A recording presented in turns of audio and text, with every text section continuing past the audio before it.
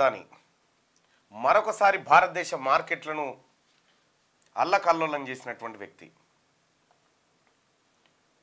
భారతదేశంలోనే కాకుండా యుఎస్లో కూడా అక్రమంగా ఫండ్స్ కలెక్ట్ చేసి ఈ దేశంలో ఉన్నటువంటి విద్యుత్ అధికారులకు లంచాలు ఇవ్వడం కోసం ఆ ఫండ్స్ను వాడినట్టుగా ఆరోపణలు వచ్చిన నేపథ్యంలో అమెరికా ఆయనకు అరెస్ట్ వారెంట్ జారీ చేసింది. ఆయనతో పాటు ఆయన అల్లుడు కొడుకు పైన కూడా మరికొంతమంది పైన కూడా అరెస్ట్ వారెంట్లు జారీ అయ్యాయి. అసలు ఏంది గౌతమ్ అదానీ చేసిన పని ఏంది?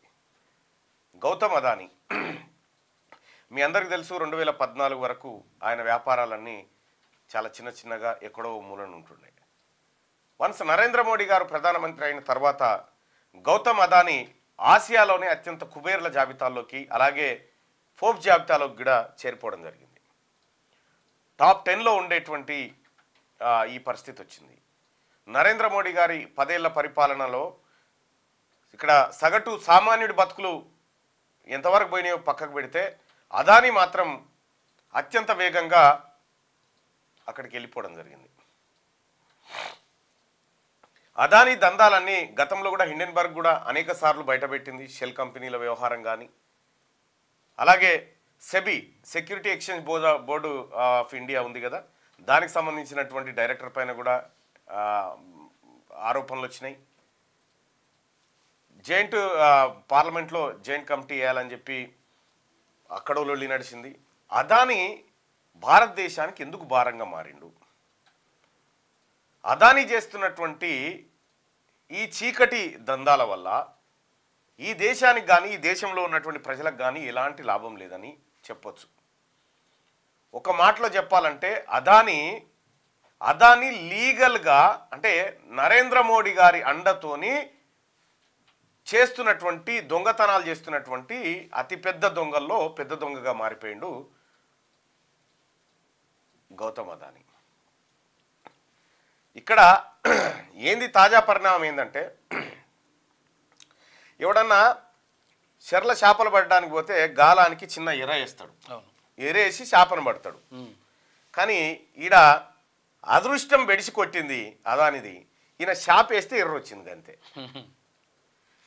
2300 కోట్ల రూపాయలని అమెరికా పెట్టుబడిదారుల దగ్గర కలెక్ట్ చేసి ఆ పెట్టుబడి సొమ్మును తీసుకొచ్చి లంచాల రూపంలో ఇక్కడ ఈ దేశంలో అధికారులకు పంచింది అనేది అమెరికా చేస్తున్నటువంటి ఆరోపణ.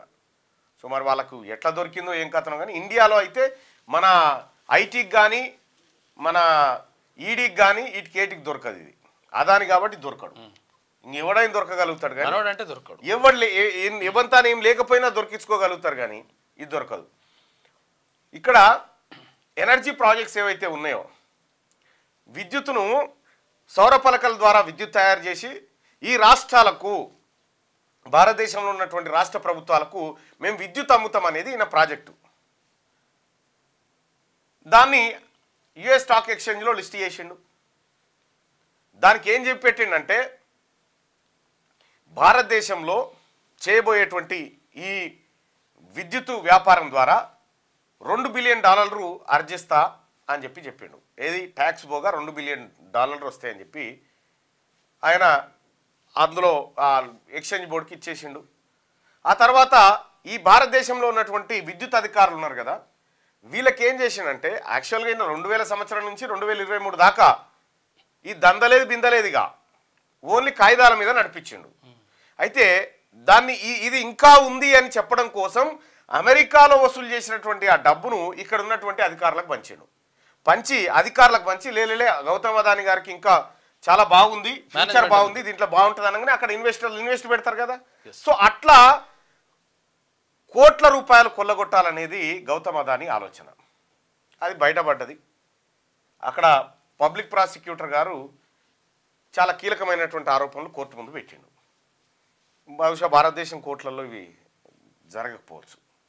మన పబ్లిక్ ప్రాసిక్యూటర్ అసలు ఇక్కడ ఒకానొక దశలో ఒక జడ్జి గారే అసలు సంబంధం లేని సెక్షన్లో ఎట్లా పెడుతున్నారు అంటే ఒత్తిడి ఉంది అండి, ఒత్తిడి ఉంది. ఈ ఒత్తిడి ఏందో అర్థం కాలే.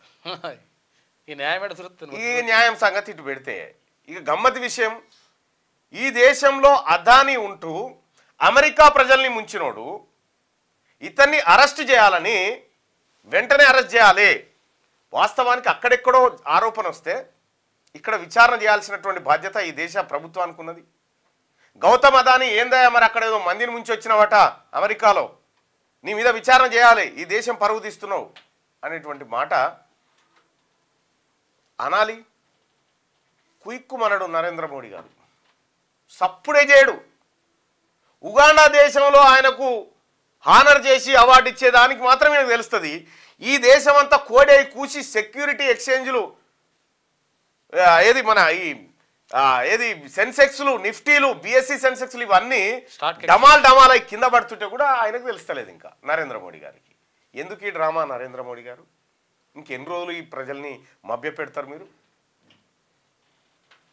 నరేంద్ర మోడీ గారిని ఆయన ప్రభుత్వాన్ని ఈ అంశం గురించి ప్రశ్నించడం అనుకో కొంతమందికి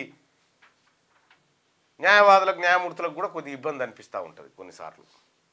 సరే ఏదేమనిపించినా ఒక మాట అయితే చెప్తా ఉన్నాం, ఈ దేశం పరువు తీసేటోడు, ఈ దేశంలో ఉన్నటువంటి సంపదను కొల్లగొట్టేటోడు ఈ దేశానికి ముద్దు బిడ్డ అని మీరు అనుకుంటుండొచ్చు, కానీ దొంగనే.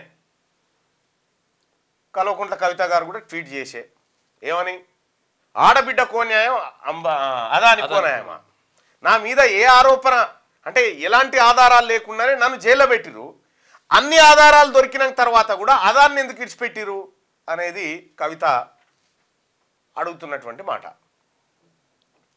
నరేంద్ర మోడీ గారు ఈ దేశం నిన్ను అడుగుతూ ఉంది, మీరు మా ప్రధానమంత్రి గారు కాబట్టి మిమ్మల్ని అడుగుతూ ఉంది, అదాని వ్యవహారం ఇంకా మీకు తెలిసిందా?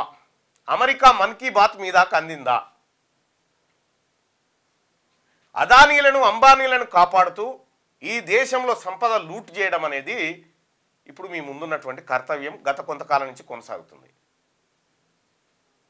ఇక్కడ 2300 కోట్ల రూపాయలు కేవలం 1600 కోట్ల రూపాయలు ఏపీలోనే వంచిందట, ఏపీ అధికారులకే.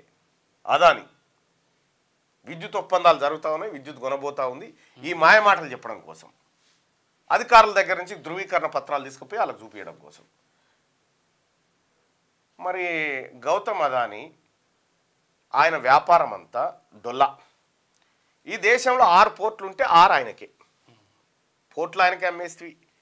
ఇంకా మన ప్రజలంతా మనమంతా ఎల్ఐసీలు కట్టుకుంటామా? ఎల్ఐసి ఇన్సూరెన్స్ పాలసీ కట్టుకుంటాం కదా, జీవిత బీమా కట్టుకుంటాం కదా, life insurance corporation of India నుంచి కట్టుకుంటాం కదా. ఈ కట్టిన తర్వాత జమైన పైసలు ఉంటాయా? ఈ పైసలన్నింటినీ నరేంద్ర మోడీ గారు అదాని కంపెనీలో పెట్టించిండు. ఈ పైసలన్నింటినీ ఎల్ఐసి పైసలు తీసుకుపోయి అదాని కంపెనీలో పెట్టుబడులు పెట్టించిండు. దాంతో ఏం జరిగిందంటే నిన్న అదాని షేర్లు కుప్పగూలి 8,000 కోట్ల రూపాయలు నష్టపోయింది ఎల్ఐసి. 8,000 కోట్ల రూపాయలు నష్టపోయింది. ఎల్ఐసిని దివాలా తీయించిండు. విమానయాన సంస్థలు ప్రైవేట్ రంగం, బిఎస్ఎన్ఎల్ పని కథం చేసిండు. ఈ విధంగా దేశాన్ని మొత్తం సర్వనాశనం చేస్తూ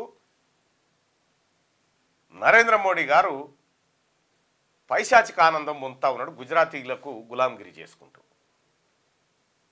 ఈ దేశంలో ఉన్నటువంటి పేదవాళ్ళకి ఇక్కడ మణిపూర్లో అల్లలు హింసలు చెలరేగుతూ ఉంటే,